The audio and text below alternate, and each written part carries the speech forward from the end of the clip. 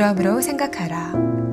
너희는 그때 육체로는 이방인이요 손으로 육체에 행한 할례를 받은 무리라 칭하는 자들로부터 할례를 받지 않은 무리라 칭함을 받는 자들이라. 그때에 너희는 그리스도 밖에 있었고 이스라엘 나라 밖의 사람이라. 약속의 언약들에 대하여는 외인이요 세상에서 소망이 없고 하나님도 없는 자이더니 이제는 전에 멀리 있던 너희가 그리스도 예수 안에서 그리스도의 피로 가까워졌느니라. 그는 우리의 화평이신지라. 둘로 하나를 만드사 원수된 것 곧 중간에 막힌 담을 자기 육체로 하시고 법조문으로 된 계명의 율법을 폐하셨으니 이는 이 둘로 자기 안에서 한 새 사람을 지어 화평하게 하시고 또 십자가로 이 둘을 한 몸으로 하나님과 화목하게 하려 하심이라. 원수된 것을 십자가로 소멸하시고 또 오셔서 먼 데 있는 너희에게 평안을 전하시고 가까운 데 있는 자들에게 평안을 전하셨으니 이는 그로 말미암아 우리 둘이 한 성령 안에서 아버지께 나아감을 얻게 하려 하심이라. 그러므로 이제부터 너희는 외인도 아니요 나그네도 아니요 오직 성도들과 동일한 시민이요 하나님의 권속이라. 너희는 사도들과 선지자들의 터 위에 세우심을 입은 자라. 그리스도 예수께서 친히 모퉁이 돌이 되셨느니라.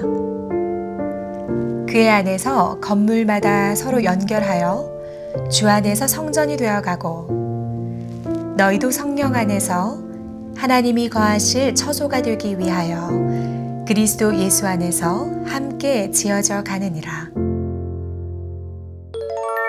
오늘 하루도 하나님께서 주시는 평안함으로 모든 걱정과 근심을 물리치시는 하루 되시기를 축복합니다. 오늘의 본문 13절 말씀은 이제는 이라는 부사로 시작합니다. 이 이제는 이라는 부사는 현재의 상태를 강조합니다. 그리고 과거와의 단절을 뜻합니다. 그러므로 사도 바울은 오늘의 본문 말씀에서 에베소 교인들이 과거와는 다른 새로운 변화를 겪었다는 사실을 강조하고 있습니다. 그렇다면 에베소 교인들은 본래 어떠한 사람들이었을까요? 첫째로 그들은 이방인이었습니다.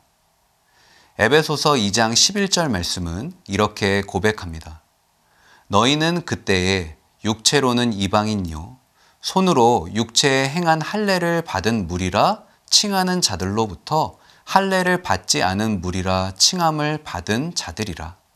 아멘. 그렇습니다. 본 구절에서 사도 바울은 에베소 교인들이 할례를 받지 않은 이방인이었다고 말합니다. 이 당시 이방인이라는 단어는 이방 백성들을 영적으로 무시하는 말이었습니다. 유대인들은 자신들이 매우 의롭고 특별해서 하나님께 선택받았다고 착각했습니다. 그래서 하나님을 모르는 이방 백성들을 무시하였습니다. 또한 유대인들은 이방인들이 할례를 받지 못해서 구원받을 수 없다고 거짓말을 하였습니다. 이처럼 에베소 교인들은 이방인으로서 여러 가지 서름과 어려움을 겪어야만 했던 것입니다. 둘째로 에베소 교인들은 그리스도 밖에 있던 자들이었습니다. 이러한 내용이 에베소서 2장 12절 말씀에 잘 나타나는데요. 그때에 너희는 그리스도 밖에 있었고 이스라엘 나라 밖의 사람이라. 약속의 언약들에 대하여는 외인이요 세상에서 소망이 없고 하나님도 없는 자이더라. 그렇습니다. 본 구절에서 사도 바울은 에베소 교인들이 그리스도 밖에 있었다고 말합니다. 이 말은 그들이 예수님과 전혀 상관없는 자들이라는 뜻입니다. 이 말은 단순히 에베소 사람들이 이전에는 교회를 안 다니는 불신자였다라는 말이 아닙니다. 이 말은 그들이 예수 그리스도의 십자가와 그 구원 계획과는 전혀 상관이 없었다는 말입니다. 그래서 사도 바울은 그들을 언약에 있어서 외인이라고 하였습니다.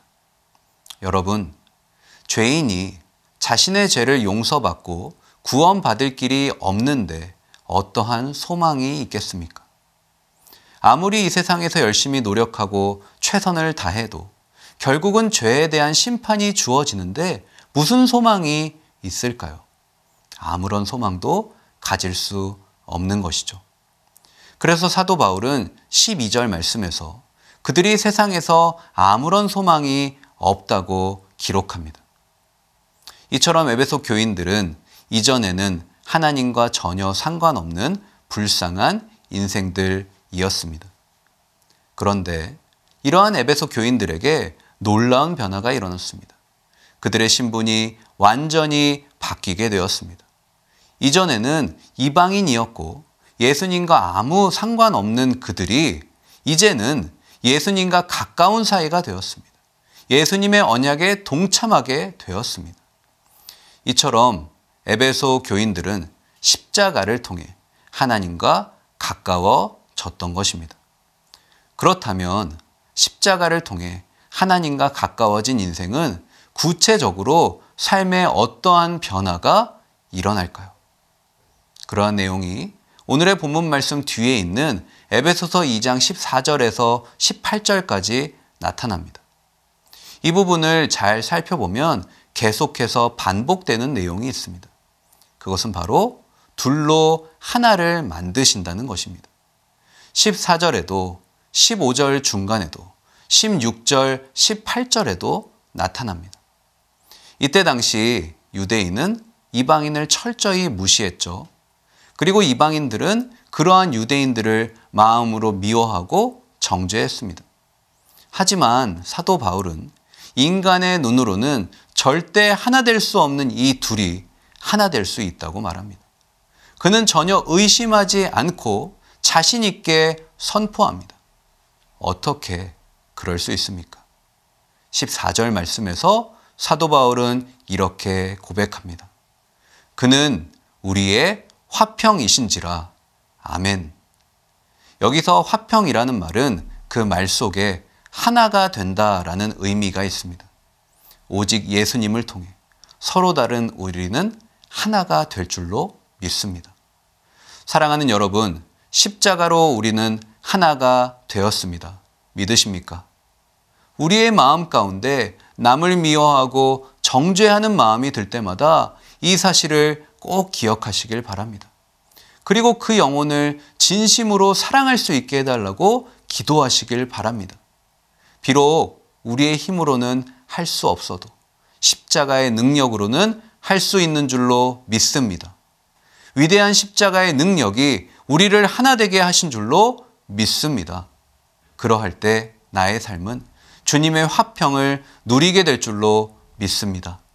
저는 이 자리에 있는 저와 여러분이 가정과 교회에서 주님이 진정 기뻐하시는 화평한 인생이 되시길 주님의 이름으로 간절히 축복합니다. 다 함께 기도하겠습니다. 하나님 감사합니다. 예수님의 십자가로 우리는 화목해진 인생이 되었습니다. 예수님의 십자가로 막힌 담이 헐리고 하나님이 허락하시는 화평이 선포된 줄로 믿습니다. 예수님의 십자가를 붙잡고 나를 힘들게 하는 그 영혼, 내가 미워하는 그 영혼, 도저히 용서할 수 없을 것만 같은 그 영혼을 하나님의 마음으로 섬기고 품고 용서하는 오늘 하루가 되게 하여 주시옵소서. 예수님의 이름으로 간절히 기도합니다. 아멘.